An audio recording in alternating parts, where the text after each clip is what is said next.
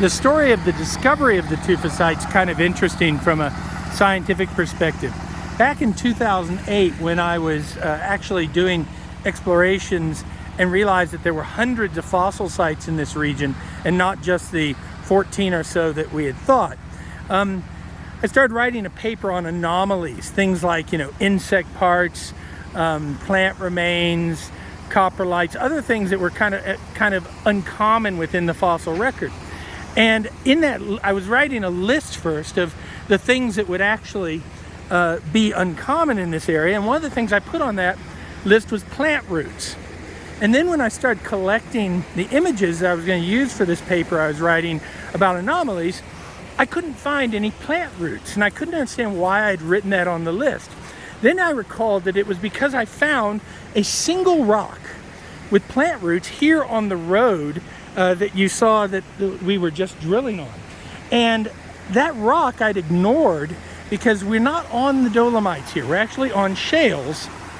And so I came down here one day and started looking around and got back in here and realized that we had missed this gigantic fossil situation with fossil plants and fossil animals.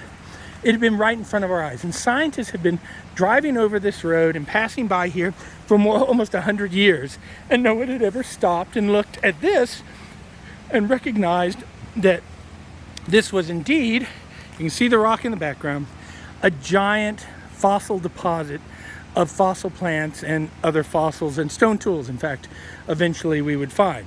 And so that just shows you sometimes that you have to broaden your mind away from, at that time we only looked for fossil sites on Dolomite and didn't think there would be fossil sites here. And so we had missed this potentially very valuable taphonomic and fossilization situation that's going to allow us to reconstruct climate. Now, just for your information, this is the ancient deposit, and it goes on for about 130 meters or more in that direction.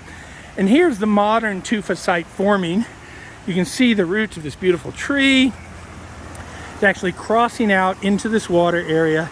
This water arises just a few hundred meters up from a spring, heavily laden with lime, passes over these roots onto the shale, and it drops its load of lime, and it then captures all of this plant material that you see here, the mosses, the ferns, the phragmites that you see here, as well as any animals that die, and it consolidates them, and this tufa site is slowly growing from back in this direction, moving down and growing in this direction, so it'll continue to create fossils into the future.